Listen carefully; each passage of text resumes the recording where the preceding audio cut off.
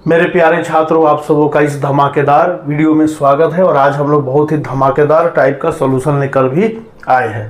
तो 23 अगस्त 2024 को बिहार बोर्ड के द्वारा बिहार के सभी इंटर कॉलेजों में या सभी जो है उच्च विद्यालयों में क्लास 12 का जो प्रथम सावधि परीक्षा हुआ है, उस सावधि परीक्षा में फिजिक्स के जो पेपर आए थे, फिजिक्स के जो प्रश्न आए थे, उन प्रश्नों में आज हम लोग ऑब्जेक्टिव का हल देखने वाले हैं।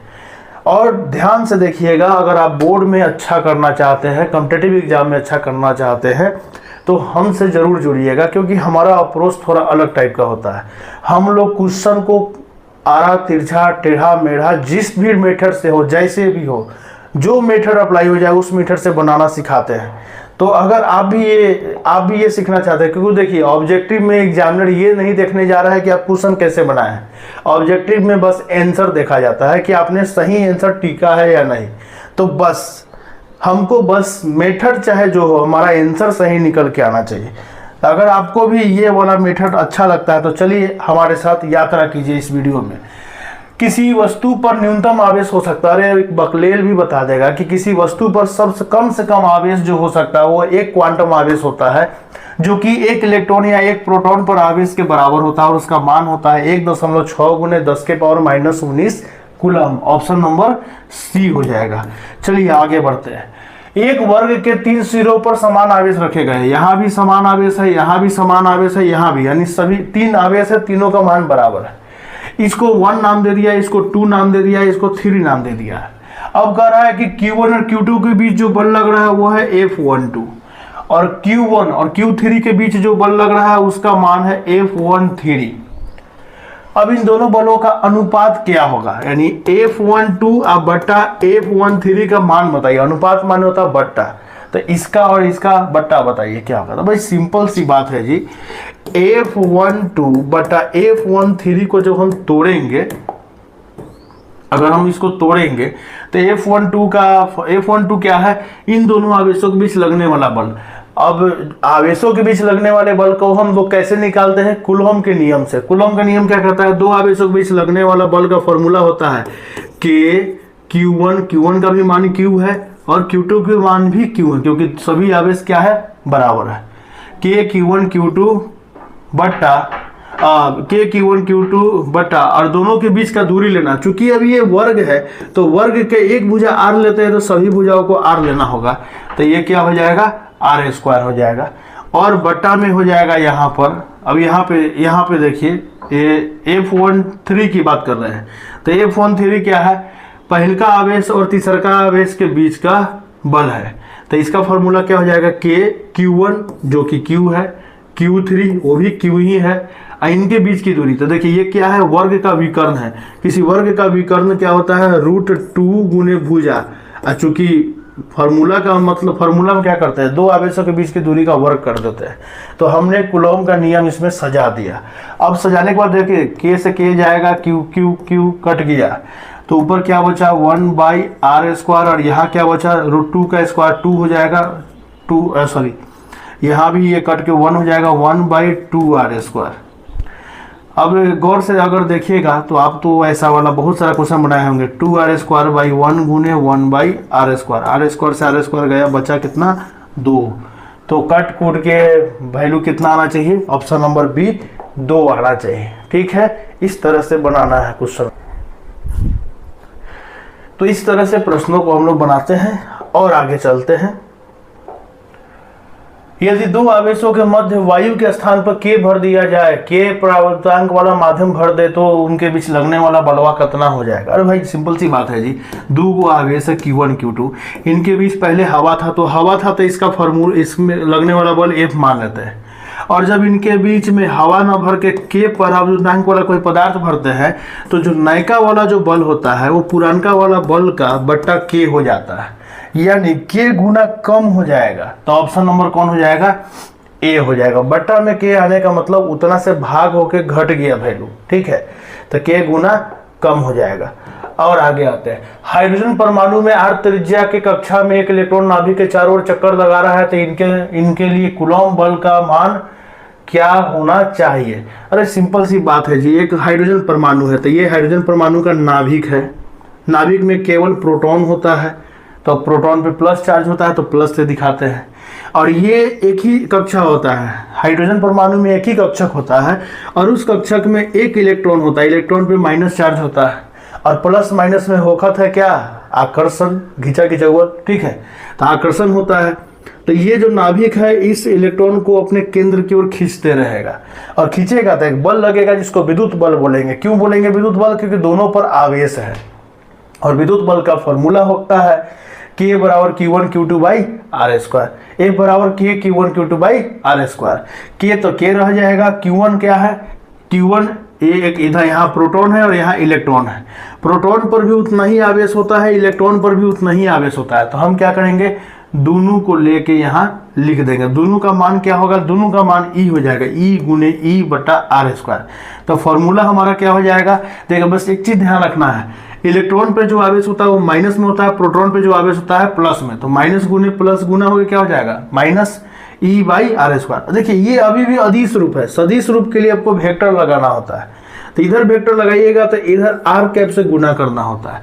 फिर आप पढ़े होंगे कि किसी यूनिट वेक्टर बराबर होता है उस वेक्टर का मेन वेक्टर बटा उस वेक्टर का ताकत, तो आर कैप की जगह हम ये भी रख सकते हैं यहाँ, तो यहाँ हो जाएगा मेन वेक्टर बटा उस वेक्टर का ताकत या परिमाण, और ये आर आपस में गुना होके आर के पावर 3 हो जाएगा नीचे में। तो देखिए तो कौन ऑप्शन हुआ में सबसे पहले तो माइनस वाला ऑप्शन होगा, तो माइनस वाला ऑप्शन तो दुई गो है, बी और सी गया काम से। अच्छा इसमें भी देखिए कि नीचे में आर के पावर तो किस में है, दोनों में है, दोनों में है, लेकिन यहाँ देखिए ई के पावर 3 है, यहाँ ई के पावर 2 है, यहाँ ई स्क्वायर होना चाहिए, तो ऑप्शन नंबर कौन हो जाएगा, ए हो जाएगा। ऐसे क्वेश्चन बनाना है एग्जाम में, ठीक है। और आगे बढ़ते हैं, अपना परिमाण समान परिमाण के दो आवेश एक दूसरे से आर दूरी पर स्थित है, दो गो आवेश है, दोनों का मान बराबर है, दोनों आर दूरी पर स्थित है, इनके मध्य कार्यरत बल F है, दोनों के बीच में एक बल लग भी रहा है। यदि आवेशों के परिमाण को आधा कर दिया जाए और इनके बीच की दूरी को 2 गुनी कर दी जाए तो इनके मध्य नया वाला बल क्या होगा, कुछ समझ में आइल नहीं आइल, तो ये कोई बात नहीं, क्वेश्चन बनेगा। कैसे बनेगा, तो आप न्यूटन का नियम पढ़े हुए हैं, न्यूटन का नियम क्या कहता है, न्यूटन का नियम कहता है F बराबर होता है K Q1 Q2 by r square. ये वैल्यू को हम F मानते हैं, ये इनिशियली यानी पुराना वाला वैल्यू है। अब क्वेश्चन क्या कह रहा है, क्वेश्चन कह रहा है कि अगर दोनों आवेशों को आधा कर दिया जाए, Q1 को भी आधा कर दिया जाए, Q2 को भी आधा कर दिया जाए, ठीक है, ऐसे तो दोनों आवेश सेम है, दोनों का मान Q लिख सकते हैं, लेकिन समझने के लिए तो इसको भी आधा किए, इसको भी आधा किए। अच्छा दूरी को कितना कर रहा है, दूरी को कर रहा है दुगुना कर दिया, तो चूंकि आर स्क्वायर है तो आर का दुगुना करके स्क्वायर लगाना पड़ेगा आपको, ठीक है। ये वाला आपने फॉर्मूला में मान रख दिया, जो क्वेश्चन में कहा वो हमने किया, आवेशों को आधा कर दिया, दूरी को दुगुना कर दिया। अब देखिए करने के बाद ये दोनों दो गुना होके कितना हो जाएगा, ये ऊपर में 1/4 बनेगा और ये 2 का स्क्वायर होकर नीचे में 4 बनेगा। आप पढ़े होंगे बट्टा के ऊपर अगर बट्टा हो और नीचे वाला बट्टा में बराबर लगा हो, देखिए बराबर नीचे वाला बट्टा में लगा हुआ है, तो यही मेन बटा है, तो ऊपर वाला जो है ये धंस के नीचे आ जाएगा, तो 2 दूनी 4 और यहाँ का 4 मिलके हो जाएगा 16, ठीक है। अब ये काम कीजिए, 16 को अलग निकालिए, ये जो 16 है इसको अब अलग निकालते हैं, यहाँ से हटा देते हैं इसको, तो इसको अगर कहीं अलग लिखे हम तो K Q1 Q2 बटा आई आर स्क्वायर को यहाँ लिखते हैं, हाई जो 1/16 है इसको हम थोड़ा इधर में करके लिख देते हैं, कोई फर्क पड़ेगा नहीं पड़ेगा। अब देखिए ये वाला जो आप देख रहे हैं ये वाला तो यहाँ लिखा हुआ है और इसको हमने शुरू में क्या माना था, शुरुआती बल F, तो हम K Q1 Q2 की जगह हम लोग क्या लिख सकते हैं, F, यानी अब जो बल लग रहा है नयका वाला F डैश वो पुरानका बल का F/16 हो जाएगा। तो ऑप्शन नंबर कितना हो जाएगा, ऑप्शन नंबर हमारा डी आंसर हो जाएगा, समझे। आगे बढ़ते हैं, ABC एक समबाहु त्रिभुज है, समबाहु त्रिभुज है मतलब सब बराबर है, ई भुजा अगर L तो ए भी भुजा L, ए भी भुजा L। समबाहु त्रिभुज के तीनों शीर्ष पर 3 गो आवेश रखा हुआ, तीनों आवेश का मान बराबर है, प्रकृति बराबर है, तीनों प्लस है, तीनों का मान बराबर है। अब क्या रहा है कि इन आवेशों के कारण इससे इसका जो एकदम सेंटर है इसका समबाहु त्रिभुज का सेंटर क्यों बोल रहे हैं, क्योंकि देखिए इस शीर्ष से भी आर दूरी पर है, इस शीर्ष से भी r दूरी पर है ये बिंदु, और इस शीर्ष से भी r दूरी पर है ये बिंदु, एकदम बीच में है। इस सेंटर पे विद्युत क्षेत्र क्या होगा? तो आप जानते हैं कि किसी प्लस आवेश के कारण किसी बिंदु पर विद्युत क्षेत्र ऐसे बाहर की ओर होता है। इस आवेश के कारण यहाँ विद्युत क्षेत्र बाहर की ओर होगा, और इस आवेश के कारण यहाँ विद्युत क्षेत्र ऐसे बाहर की ओर होगा। सबको अगर एक जगह कहीं ले आके बनाए तो देखिए ये बिंदु O है, एक विद्युत क्षेत्र इधर की ओर, एक विद्युत क्षेत्र इधर की ओर, एक विद्युत क्षेत्र इधर की ओर।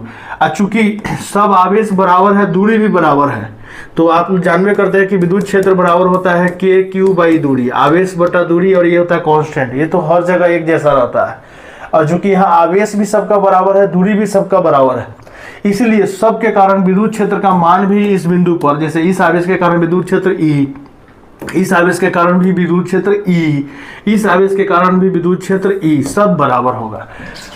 अब एक चीज आप पढ़े होंगे कि किसी समबाहु त्रिभुज में ये कोण 67 डिग्री का होता है, और उसके सेंटर पे ऐसा कोई आकृति बने, जैसे है वाला देखिए यहाँ एक आकृति बन रहा है, तो ये कोण 120 डिग्री का होता है। और यहाँ पे जो हमने इसको इधर बढ़ाया, इसको इधर बढ़ाया, इसको इधर बढ़ाया, इनके बीच भी कोण कितना का होता है? 120 डिग्री का होता है। सब बराबर बराबर एंगल होता है।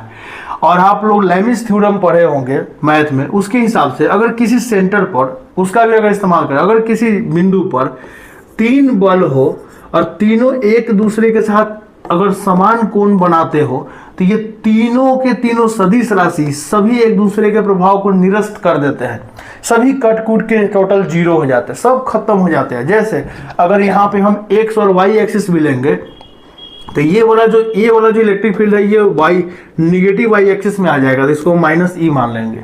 अच्छा, ये वाला जो विद्युत क्षेत्र है ये 2 भाग में बटेगा, आधा ऊपर लगेगा, आधा नीचे लगेगा। आधा देखिए x में, आधा y में लगेगा, तो ये आधा ऊपर जाएगा, आधा इधर आएगा।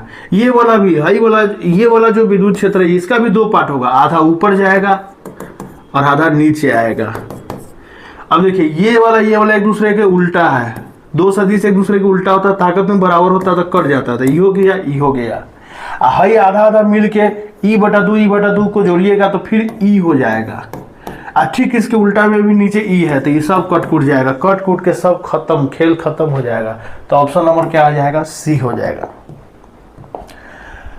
2 प्लेटों के बीच की दूरी है 2 सेंटीमीटर, 2 प्लेट है, उनके बीच की दूरी दिया हुआ है जी 2 सेंटीमीटर। ठीक है, 10 वोल्ट का विभवांतर दोनों प्लेटों पे लगाया गया है, दोनों प्लेटों को 10 वोल्ट का विभवांतर यानी 10 वोल्ट के विभवांतर से जोड़ा गया है। तो विद्युत क्षेत्र का मान क्या होगा? अरे भाई सिंपल सी बात है जी, आपको वोल्टेज दिया, विभवांतर दिया हुआ है 10 वोल्ट, दूरी दिया हुआ है 2 सेंटीमीटर, आपसे विद्युत क्षेत्र पूछ रहा है। एक बच्चा भी जानता है विद्युत क्षेत्र बराबर होता है विभवांतर बट्टा दूरी। फॉर्मूले तो मेन है जी, फॉर्मूला नहीं आएगा तो कुछ नहीं आएगा।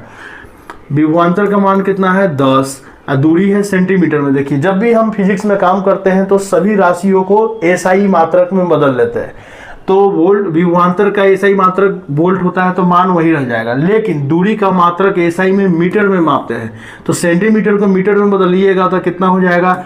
2/100 करना होगा। तो 2/100 करिएगा तो यहाँ पे रख दीजिए 2/100। मेन बटा कौन है? हई है, तो हई ऊपर चल जाएगा तो हो जाएगा 1000/2, कट कूट के कितना आ जाएगा? 500। तो देखिए कौन सा ऑप्शन है? 500 ऑप्शन नंबर बी में है। फटाफट उड़ाते चलिए।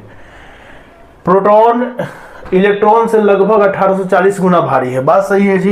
एक प्रोटॉन जो होता है वो इलेक्ट्रॉन से लगभग 1840 गुना भारी होता है। इसे 1 किलो वोल्ट, अब ये जो प्रोटॉन है इसको 1 किलो वोल्ट विभवांतर से त्वरित कराया गया है, इसको चलाया गया, रुका हुआ था अब इसको चला दिया गया 1 किलो वोल्ट लगाकर, 1000 वोल्ट लगाकर, इतना वोल्टेज लगा के चला दिया गया। तो इसकी गतिज ऊर्जा क्या होगी? देखिए जनरली जब भी छोटे कण की बात करेंगे, इलेक्ट्रॉन प्रोटॉन की बात करेंगे, तो उसकी जो भी ऊर्जा होती है उसकी ऊर्जा को इलेक्ट्रॉन वोल्ट में दिखाया जाता है। और किसी इलेक्ट्रॉन प्रोटॉन जैसे छोटे पार्टिकल की ऊर्जा का फॉर्मूला होता है उस पार्टिकल का, उस कण का आवेश और उस पर लगाया गया वोल्टेज, और गतिज ऊर्जा जो ऊर्जा बोले उसको उसके बराबर कर दीजिए। ठीक है, तो इसकी गतिज ऊर्जा हो जाएगी इसका आवेश गुण इस पर लगाया गया वोल्टेज। इसका आवेश कितना होता है? एक प्रोटॉन पे आवेश जो होता है वो ई होता है। ई का मतलब 1.6 × 10⁻⁻19 कूलम। एक क्वांटम आवेश बोलते हैं। और V का मान कितना है 1 किलो वोल्ट, किलो का मतलब होता है 1000 वोल्ट। अब इसको हम क्या करेंगे, इसको जब हम गुना करेंगे तो आ जाएगा 1000 इलेक्ट्रॉन वोल्ट। 1000 को हम 1 के भी बोलते हैं, तो 1 किलो इलेक्ट्रॉन वोल्ट। तो ऑप्शन नंबर क्या हो जाएगा, सी ऑप्शन हमारा हो जाएगा। अब आते हैं, एक चालक गोले की त्रिज्या R है, इस पर एक वो चालक गोला है। चालक गोला मतलब तांबा का, एल्युमिनियम का या किसी धातु का गोला है। मान लेते तांबा का वो गोला है। इस गोला पर आवेश दिया गया है कितना कूलम, 16 माइक्रो कूलम आवेश दिया गया। तो इसके केंद्र पर विद्युत क्षेत्र की तीव्रता क्या होगी। इसकी त्रिज्या दी गई है 20 सेंटीमीटर। और जो बकलेल स्टूडेंट होगा, जो ठीक से नहीं पढ़ता होगा, वो लगेगा फॉर्मूला लगाना, अच्छा किसी गोले के कारण जो है विद्युत क्षेत्र का फॉर्मूला होता है KQ/4πε0, ऐसे करके R², जहां R गोले की त्रिज्या, लगेगा पूरा फॉर्मूला लगाने। बाबू मेरे, फॉर्मूला लगाने से पहले कॉन्सेप्ट को ध्यान में रखिए। ये एक गोला था, चालक गोला तांबा का। इस पर पहले आवेश नहीं था, हमने बाद में आवेश दिया। तो याद रखिएगा, वो खोखला गोला रहे चाहे पूरा ठोस गोला रहे, अंदर पूरा तांबा भरा हुआ रहे, पूरा तांबा का भारी गेंद हो या खोखला गेंद हो, किसी भी चालक पर जब हम आवेश देते हैं तो आवेश केवल उसके सतह पर ही रह जाता है, उसके अंदर नहीं जाता है। और जब आवेश अंदर नहीं जाएगा तो अंदर विद्युत क्षेत्र भी नहीं होगा, 0 हो जाएगा। तो याद रखिएगा, जब भी किसी आवेश को हम, किसी भी चालक को जब हम आवेश देते हैं तो आवेश उसके सतह पर रहता है, तो सतह के आसपास तो विद्युत क्षेत्र होता है, लेकिन सतह के अंदर विद्युत क्षेत्र नहीं होता है। और हमको तो सेंटर पर पूछ रहा है, यहाँ विद्युत क्षेत्र क्या हो जाएगा, 0। कोई फॉर्मूला और नहीं लगाना है, कंसेप्ट लगाना है। आगे आते हैं, एक संधारित्र की क्षमता है 4 × 10⁻⁻6 फैराड, तो इसका विभव 100 वोल्ट है। इसे पूर्ण रूप से आवेशित करने पर कितना ऊर्जा खर्च होगा, यानी इसको चार्ज करने के लिए कितना एनर्जी लगेगा। तो किसी संधारित्र का ऊर्जा बराबर होता है 12 CV²। ये फॉर्मूला होता है। 12 C क्या है, इसका क्षमता या धारिता है, कितना है 4 × 10⁻⁻6, उसको हम C की जगह यहाँ भर दिए। अब वोल्टेज कितना दिया है 100 वोल्ट, तो V की जगह हमने क्या कर दिया, यहाँ 100 वोल्ट रख दिया। तो V का मान 100 और C का मान जो दिया है क्वेश्चन में रख दिए, काट कूट किए तो वैल्यू आएगा 0.02 जूल। तो हमारा ऑप्शन नंबर कौन हो जाएगा, ए हो जाएगा। देखिएगा कैलकुलेट करके आपको यही आंसर आएगा। ठीक है, आगे आते हैं। एक समांतर प्लेट संधारित्र मतलब प्लेट एक दूसरे के पैरेलल है, इसकी धारिता C है, यानी क्षमता, ऊर्जा को स्टोर करने की, आवेश को धारण करने की क्षमता कितना है, C है। प्लेटों के बीच की दूरी को आधी कर दी जाए तो धारिता का मान क्या हो जाएगा। ऐसा जब भी क्वेश्चन बोले ना, आधा कर दिया जाए, दुगुना कर दिया जाए तो क्या मान होगा, ऐसे केस में आपको फॉर्मूला पे फोकस करना चाहिए। फॉर्मूला होता है धारिता का ε0A/d। अच्छा, दूसरी बात, ये जो हमारा फॉर्मूला है, इसमें देखिए आपको एक बात बताए थे एक बार, कि अगर कहीं ऐसा एक फॉर्मूला दिया हुआ है x/t, ऐसा दिया हुआ है, तो याद रखिएगा इसके बटा में एक छुपा हुआ रहता है, और ये अंश कहलाएगा, ये अंश, ये हर कहलाएगा, ये हर कहलाएगा। अंश अंश में सीधा रिलेशन, ऊपर वाला में सीधा रिलेशन। देखते हैं धनिक आदमी समय एकदम सीधा रिलेशन होता है। जैसे कोई कंपनी है, जैसे मान के सैमसंग कंपनी है, एप्पल कंपनी है, तो आपस में कंपटीशन करेगा, लेकिन जब बात आएगा ग्राहक को लूटने का, पैसा खींचने का, तो सब सांठ-गांठ कर लेगा। जैसे एयरटेल है, जियो है, आइडिया है, आपस में कंपटीशन कर रहा है, लेकिन जब बात आएगा रिचार्ज बढ़ाने का, तो एयरटेल बढ़ाएगा तो जियो भी बढ़ाएगा, तो एयरटेल बढ़ेगा तो जियो भी बढ़ेगा। हाई है BSNL, तो जियो में या BSNL में उल्टा रिलेशन, ये बढ़ाएगा तो ये घटाता है। तो ऐसे समझिए, अंश में और हर में उल्टा रिलेशन, ऊपर नीचे वाला में उल्टा रिलेशन और ऊपर वाला में सीधा रिलेशन। तो हमको क्या बोला, हमें बोला है कि दूरी आधा कर दिया जाए। हाई जो दूरी है इसको आधा कर दिया जाए। अब अभी बताइए जी, आधा का उल्टा क्या होता है, दुगुना, किसी चीज को दुगुना करना और किसी चीज को आधा करना दोनों उल्टा बात है। तो दूरी देखिए ऊपर वाला नीचे वाला है, धारिता और दूरी में उल्टा रिलेशन होता है। इसको आधा करेंगे तो हाई दुगुना हो जाएगा। मारिए गोली, कितना हो जाएगा? ऑप्शन नंबर बी, उड़ा दीजिए इसको। ठीक है, अब आते हैं निम्न चित्र में ए और बी के बीच परिणामी धारिता। देखिए धारिता निकालना हो बहुत आसान है। एक टर्मिनल दिया है, दूसरा टर्मिनल, उस टर्मिनल से आप लोग तार निकाल दीजिए। उस तार से हम करंट भेजेंगे आई। ठीक है, एक तार निकाल दिए, उस तार से करंट भेजे आई। अब वो आई आगे जाकर दो भाग में बढ़ जाएगा। देखिए तार यहाँ दो भाग में फुटुक रहा है तो करंट भी बढ़ जाएगा। इधर मान लेते हैं I1, इधर मान लेते हैं I2। फिर यहाँ जब करंट बढ़ जाएगा तो फिर यहाँ दो तार फुटुक रहा है, फिर ये टूट जाएगा। तो इधर में हम मान लेते हैं ये चल जाएगा, इधर में चल जाएगा I3, इधर में चल जाएगा I4। तो हाई जो I4 है ये बह के यहाँ पहुंचेगा, इससे जाएगा, इसको पार करके यहाँ पहुंच जाएगा I4, यहाँ से ये पहुंच जाएगा I1, है ना। अब आगे आते हैं इन्हें से। देखिए हाई ये जो करंट है I3 इस पुल को पार करेगा, पार करके यहाँ आगे जाएगा। रास्ता देखिए ढेकुच गया है तो वो रास्ता को ऐसे चलते हुए फिर इस पुल को पार करके यहाँ पहुंचेगा I3। तो हम देख रहे हैं इन दोनों संधारित्रों से सेम धारा बह रहा है, I3 यहाँ से I4 बह रहा है। बस यही टेक्निक याद रखना है। जिस संधारित्र से सेम धारा बहेगा वो सब सीरीज में माने जाते हैं। ठीक है, और दोनों का मान क्या है? बराबर है। दोनों का मान भी 2-2 माइक्रोफैराड है। तो अगर दो संधारित्र सीरीज में हो तो आप लोग पढ़े होंगे कि उसका फॉर्मूला होता है C1 जोड़ 1/C2, उल्टा करके जोड़ते हैं। और यदि दोनों बराबर हो गया तो उसका भी एक टेक्निक, डायरेक्ट टेक्निक बताते हैं। अगर दो कितना भी हो, अगर सबका मान बराबर हो और सीरीज में हो तो समतुल्य निकालने के लिए इन दोनों का मिलके, ये दोनों मिलके एक संधारित्र बनाएगा और वो संधारित्र का फॉर्मूला होता है C/N।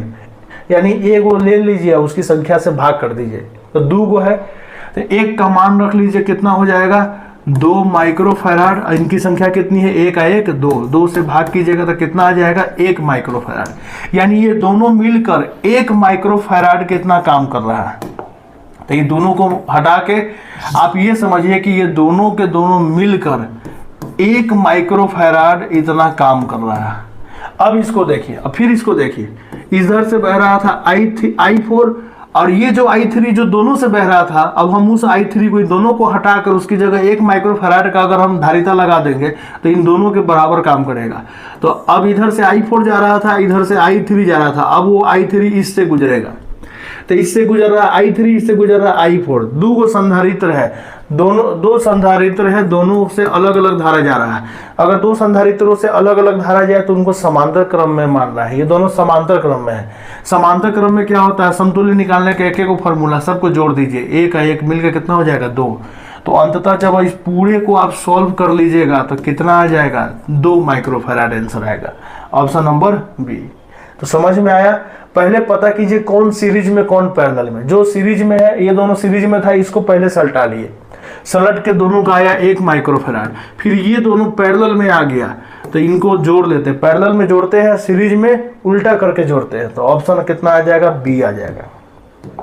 आगे आते हैं, समांतर पट्टिका संधारित्र की प्लेटों को भी वेग से एक दूसरे से अलग हटाते हैं तो इस क्षण प्लेटों के मध्य की दूरी d हो तो धारिता के समय के साथ परिवर्तन की दर का परिमाण दूरी के किस प्रकार से निर्भर करेगा। देखिए अब इसको ऐसे समझिए, एगो संधारित्र है, ठीक है, एक संधारित्र है।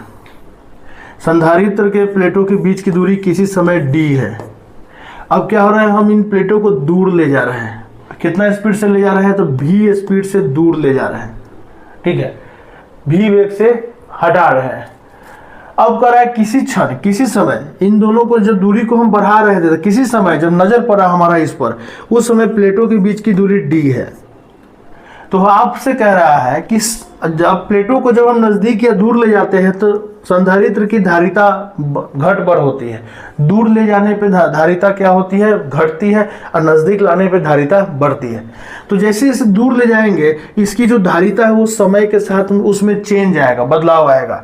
जब भी कोई राशि दूसरे राशि के साथ बदलता है, जैसे धारिता का मान समय के साथ बदल रहा है, तो हम उसके लिए डिफरेंशिएशन का इस्तेमाल करते हैं। इसका मतलब क्या होता है, जैसे आपका फॉर्मूला होता है धारिता बराबर होता है epsilon not a by D किसी संधारित्र के लिए। अब हम क्या करेंगे, हम दोनों तरफ डिफरेंशिएशन लगा देंगे। डिफरेंशिएशन हमको क्या देता है, रेट ऑफ चेंज, परिवर्तन का दर देता है। तो क्वेश्चन कह रहा है हमारा कि संधारित्र में समय के साथ जो परिवर्तन हो रहा है, डीसी बाई डी का मतलब होता है समय में परिवर्तन के साथ धारिता में परिवर्तन का मान। तो धारिता में समय के साथ जो परिवर्तन हो रहा है वो परिवर्तन का मान का जो फॉर्मूला आएगा उस फॉर्मूला में सी और डी में क्या संबंध होगा ये निकालना है। तो हम क्या करेंगे, ये फॉर्मूला हमारा मेन फॉर्मूला, किसी समांतर पट्टिका संधारित्र का धारिता बराबर होता है epsilon not a by D. हम दोनों तरफ डी बाई डी टी लगा देते हैं, डिफ्रेंसिएशन करते हैं एलएचएस और आरएचएस में यहाँ पर। तो इधर बन जाएगा DC by D T. DC by D T मतलब धारिता में समय के साथ परिवर्तन, धारिता के समय के साथ परिवर्तन, डीसी बाई डी टी बराबर हो जाएगा ये वाला। अब ये देखिए एप्सिलॉन नॉट और ये क्या है, ये सब कांस्टेंट होता है, किसी संधारित्र के प्लेट का क्षेत्रफल नहीं बदलता है, एप्सिलॉन नॉट का मान तो फिक्स है। तो जो कांस्टेंट होता है उसको जो है ये डिफरेंशिएशन छोड़ देता है, दरोगा साहब छोड़ देते हैं उसको, और ये बाहर निकल जाएगा। तो एप्सिलॉन नॉट ए बाहर निकल गया, अंदर में कौन बचेगा, यहाँ से ही जाएगा तो एक बचेगा, यहाँ नीचे बचेगा डी।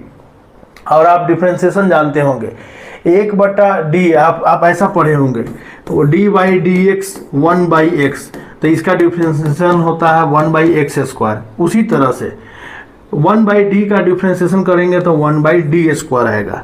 तो ये क्या निकल के आया, ये निकल के आया कि समय के साथ धारिता में परिवर्तन का दर का फॉर्मूला ये निकल के आता है। और इस फॉर्मूला में हम देख रहे हैं कि 1/d² करके एक टर्म आ रहा है। तो धारिता में समय के साथ जो परिवर्तन है वो 1/d² के साथ संबंधित है। तो ऑप्शन नंबर कौन हो जाएगा, बी हो जाएगा। आगे आते, एक्स वाई तल में किसी बिंदु एक्स वाई पर विद्युत विभव का मान दिया हुआ है v माइनस के एक्स वाई दिया गया है। तो मूल बिंदु से r दूरी पर विद्युत क्षेत्र की तीव्रता निम्नलिखित में से किस रूप में परिवर्तित होगी। यानी कहने का मतलब ये समझिए कि एगो कोई एक्स वाई तल दिया हुआ है, जैसे मान लेते हैं ऐसा, आप मान लीजिए कि एगो ये वाई एक्सिस है और ये एक्स एक्सिस है, इसी को एक्स वाई तल कहते हैं। अब एक्स एक्सिस और वाई एक्सिस के बीच में जो ये इलाका बना, इसी को हम लोग एक्स वाई तल कहते हैं।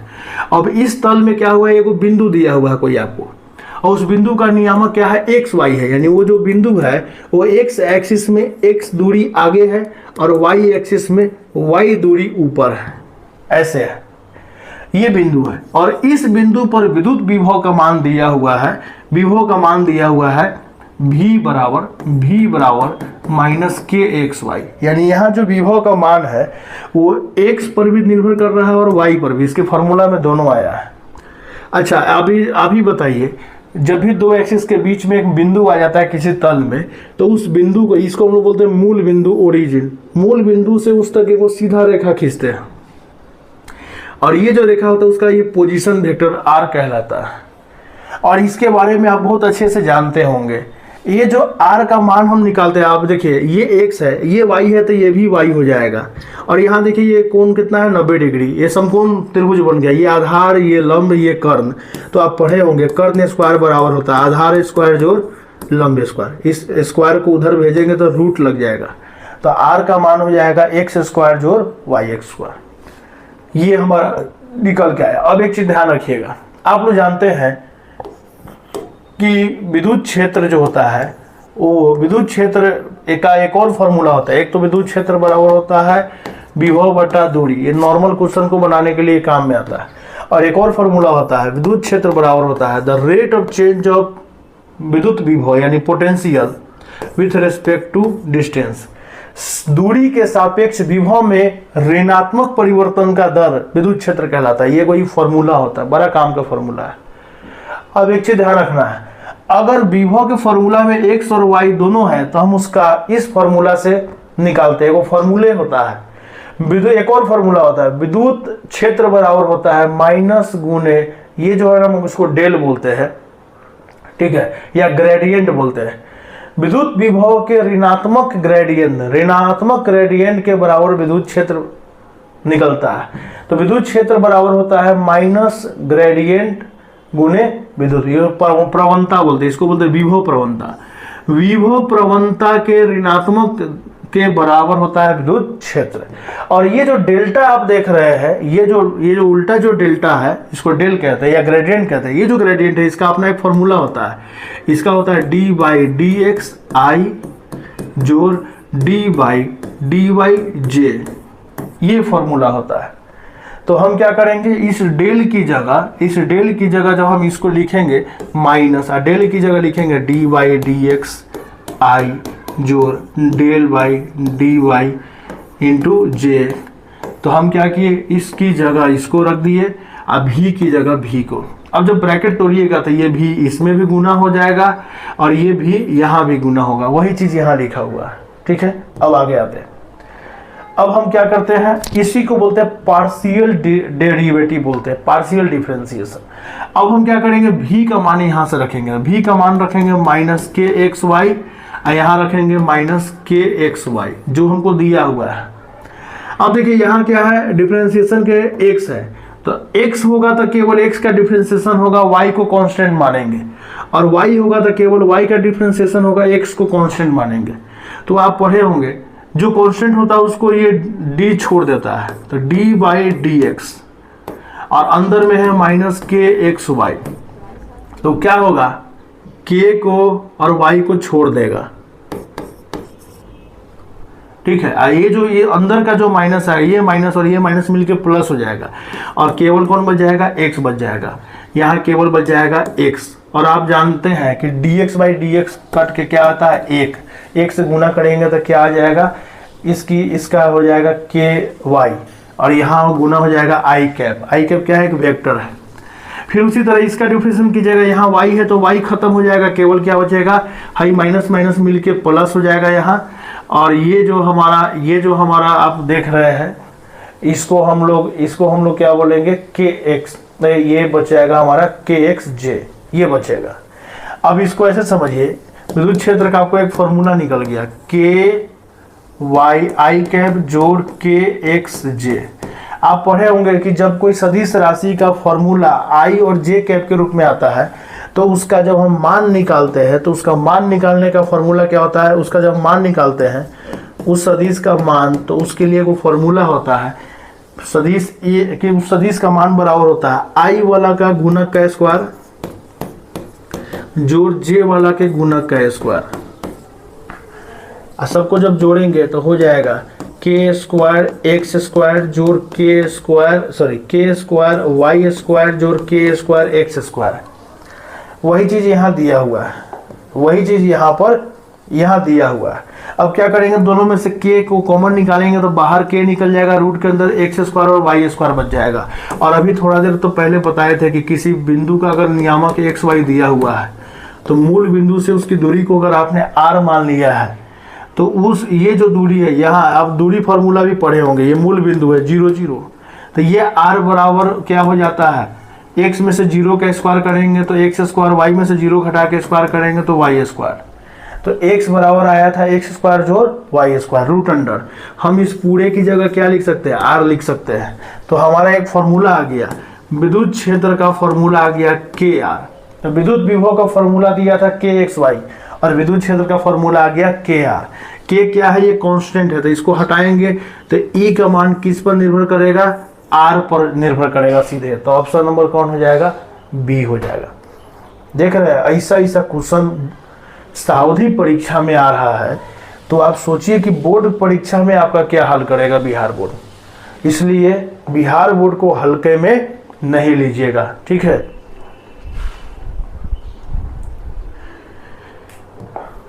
आगे आते हैं, मैग्नीन का विशिष्ट प्रतिरोध दिया हुआ है 50 × 10⁻⁻8 ओम मीटर है और 10 सेंटीमीटर लंबाई के मैग्नीन के एक घन का प्रतिरोध क्या होगा। देखिए मैग्नीन का एक टुकड़ा लिया, मैग्नीन क्या है, मैग्नीज है ना, मैग्नीन जो है हमारा एक आपको क्या है, ये एक तरह का आपको मिश्र धातु है, ठीक है, दो धातुओं को मिलाकर बनता है ये।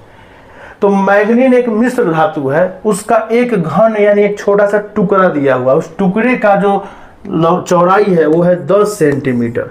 एक घन आकार टुकड़ा दिया हुआ है, घन है। घन क्या होता है? ऐसा एक डब्बा जैसा आकृति होता है, एकदम छोटा सा। एक जो आप लूडो खेले होंगे तो लूडो का जो डाइस होता है उतना ही बड़ा मानिए आप। तो एक मैग्नेट का एक टुकड़ा है 10 सेंटीमीटर का, तो उतना बड़ा तो नहीं होगा, 10 सेंटीमीटर थोड़ा होता है, थोड़ा इतना बड़ा होता है लगभग। तो इतना लंबा, इतना ऊंचा और इतना मोटा एक डब्बा मान लीजिए, इस टाइप का 10 सेंटीमीटर लंबाई है, घन है। तो घन के सभी किनारे बराबर होते हैं, तो इहो 10 हो जाएगा, इहो 10 हो जाएगा, इहो 10 हो जाएगा, इहो 10 हो जाएगा, सब 10 हो जाएगा। अच्छा ठीक है। और घन का जो एक फेस होता है, एक जो चेहरा होता है, ये जो छत देख रहे हैं, ये जो दीवार दिख रहा है, ये वाला, ये सब अपने आप में वर्ग होता है। घन का एक पृष्ठ, जितने भी पृष्ठ होते हैं 6 पृष्ठ, सब एक तरह के वर्ग होते हैं। और वर्ग मतलब सभी भुजाएं बराबर है। ठीक है। तो कह रहा है कि मैग्नीन का विशिष्ट प्रतिरोध ये दिया हुआ है, मैग्नीन की लंबाई दे दी गई है। तो मैग्नीन का प्रतिरोध पूछ रहा है कि क्या होगा। तो हम लोग जानते हैं प्रतिरोध बराबर होता है विशिष्ट प्रतिरोध गुणे L/A। तो ये आपको किस चीज में दिया हुआ है? लंबाई सेंटीमीटर में। हम क्या करेंगे उसको मीटर में। जब भी क्वेश्चन बनाना हो फिजिक्स में तो ऐसा यूनिट में बदल देते हैं। बदलने के बाद हम क्या करेंगे, यहाँ विशिष्ट प्रतिरोध का मान रख देंगे जो हमें क्वेश्चन में दिया हुआ है। एल हमने क्या किया है, एल को 0.1 मीटर रख देंगे। अब ये ए क्या है? ये है जिस टुकड़े का प्रतिरोध निकाल रहे हैं उसका अनुप्रस्थ काट क्षेत्रफल, उसके ये वाला जो सतह है इसका क्षेत्रफल निकालना है। और अभी भी तो बताया है कि किसी घन का सभी के सभी फलक एक तरह का क्या होता है? वर्ग होता है। और वर्ग का क्षेत्रफल क्या होता है? भुजा स्क्वायर।